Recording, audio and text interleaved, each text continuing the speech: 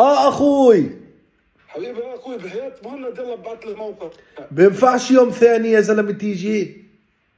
يا زلمه العمال معي بالسياره والعده كلها تجهيزه، خلينا نخلصها اليوم هالشغله. اخوي قول مخلف يعني اكبر منك يعني مين هذا اخوك؟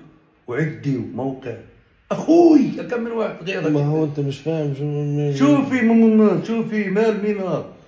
وموقع شو في قول لي؟ اشرحي له انت يما، انا مش مستعد. والله لا تكيف.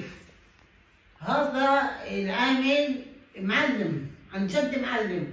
بده يعمل لنا تدفئة مركزية. امي موصيته للزلمه يعمل تدفئه مركزيه للدار. عن جد؟ هذا كهربجي؟ مهند لا تكيف. والله لا كيف؟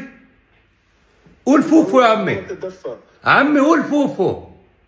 فوفو ابو مهند. وشك بديش اشوفه. باي. شو ماله هذا؟ بركتي يعني كلياتها شتت يوم، حسستيني انك بسيبيريا قاعده والثلج على الابواب.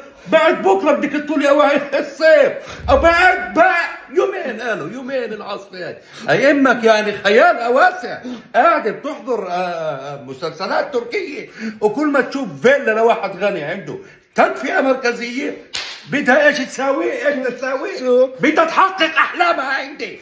ولك العام لما اجى الشتاء لمينا لمي كلياتها اشترينا شو؟ دفاي هسه صار بدها تدفئه مركزيه. حضري لي اواعي الصيف نزليهم، نزلي